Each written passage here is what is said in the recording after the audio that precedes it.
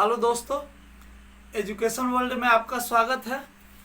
और ये exercise 4.2 question number 5 है, क्लास 10th यानी 10वीं कक्षा से। आइए क्वेश्चन देखते हैं क्या कह रहा है। एक समकोण त्रिभुज की ऊंचाई इसके आधार से 7 सेंटीमीटर कम है। यदि कर्ण 13 सेंटीमीटर का हो तो अन्य दो भुजाएं ज्ञात कीजिए। आइए दोस्तों इसको चित्र के माध्यम से जानते हैं। सबसे पहले समकोण त्रिभुज बनाते हैं। देखिए इस प्रकार से ये समकोण त्रिभुज है, ठीक है। समकोण त्रिभुज का मतलब होता है कोई एक कोण, तीनों में से कोई एक कोण 90 डिग्री का, 90 डिग्री, ये मान लीजिए आपका 90 डिग्री है यानी 90 डिग्री, और 90 डिग्री के सामने वाले को हम कर्ण कहते हैं। तो कर्ण जो है 13 सेंटीमीटर दिया हुआ है, कर्ण 13 सेंटीमीटर दिया हुआ है। 90 के सामने वाले को, 90 डिग्री जो कोण बनाता है उसके सामने वाले भुजा को हम कर्ण कहते हैं, ये रूल होता है। तो कर्ण यहाँ पर 13 सेंटीमीटर दिया हुआ है, आधार और ऊंचाई नहीं दिया हुआ है। करा अन्य दो भुजाएं ज्ञात कीजिए, यानी ये ऊंचाई और ये आधार हमें ज्ञात करना है। करा कि एक समकोण त्रिभुज की ऊंचाई जो है आधार से 7 सेंटीमीटर कम है। देखिए ऊंचाई जो है वो आधार से 7 सेंटीमीटर कम है, यानी ऊंचाई हमें मालूम है कितनी, आधार से 7 कम। इसका मतलब आधार पता नहीं है, तो आधार हम x मान लेते हैं। और ऊंचाई जो है, ऊंचाई कितनी है, आधार से 7 कम, यानी ये जो ऊंचाई है ये आधार से यानी x से 7 कम है। कम कहा इसलिए घटा दिए, अधिक कहता तो जोड़ देते। माना आधार जो है, आधार x है, इसलिए ऊंचाई हो जाएगा x माइनस 7, क्योंकि कहा है कि ऊंचाई जो है वो आधार से 7 कम है। ठीक है बात।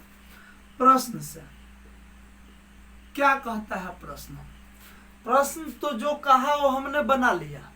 अब एक रूल होता है समकोण त्रिभुज में, दूसरे त्रिभुज में नहीं। समकोण त्रिभुज का रूल होता है, फॉर्मूला होता है कि ऊंचाई का स्क्वायर, ऊंचाई या लंब इसी को कहते हैं, ऊंचाई कहिए तब या लंब कहिए, लंब और ऊंचाई सेम बात है।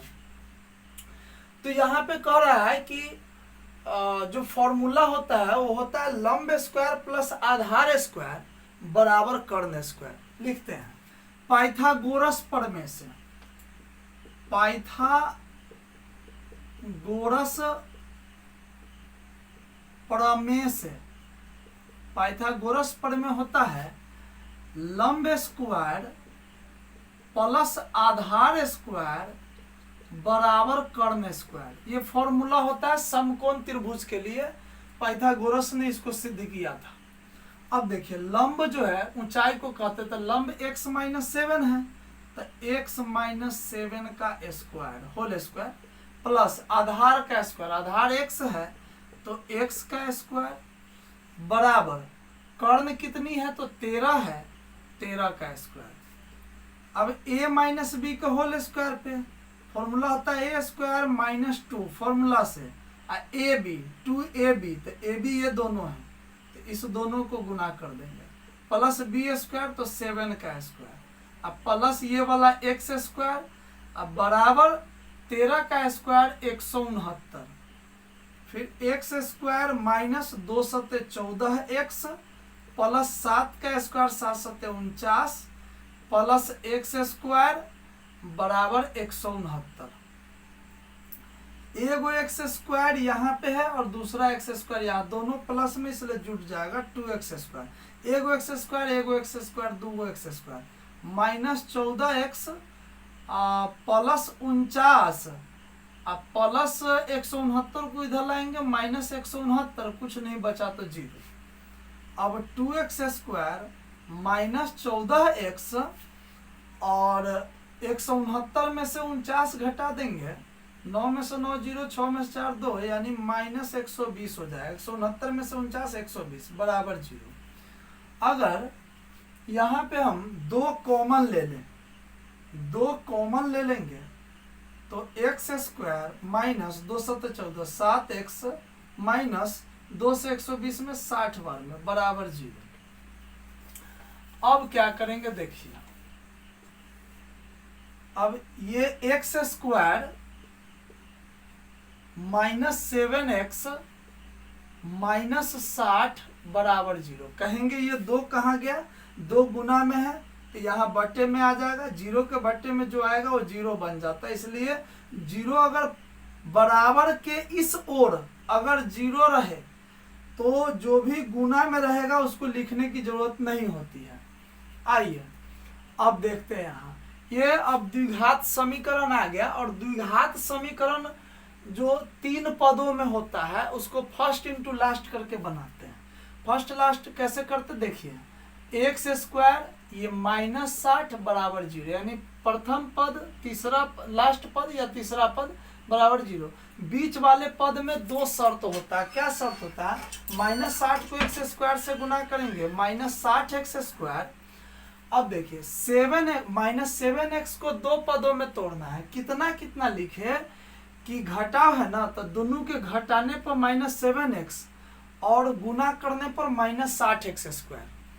तो देखिए -12x आप +5x लिख सकते हैं, क्योंकि 12x में से 5x 7x अब 12 पंच 60 हो गया। अब यहाँ x² माइनस 12x, इस दोनों में से x कॉमन ले लेंगे तो x माइनस 12। इस ब्रैकेट में x माइनस 12 है तो इधर भी x माइनस 12 हम लिख लेंगे। तीसरे पद से, पहले दूसरे तीसरे पद से x ले लिए तो +5 बच गया।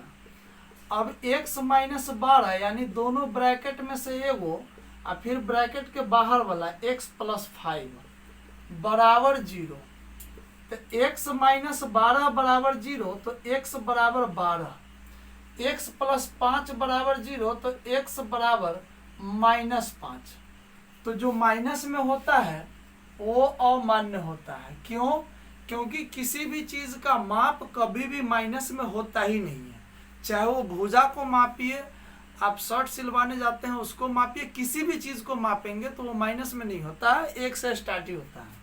तो देखिए अब ये x बराबर 12 वाला आंसर होगा। तो जो हमने त्रिभुज बनाया था इस प्रकार से कि ये 13 है, ये x माने थे, ये x -7 माने थे क्वेश्चन के अनुसार, तो यही दोनों भुजा निकालना है। तो देखिए x का मान 12 यानी आधार आ गया 12, आधार जो आ गया, आधार आ गया 12।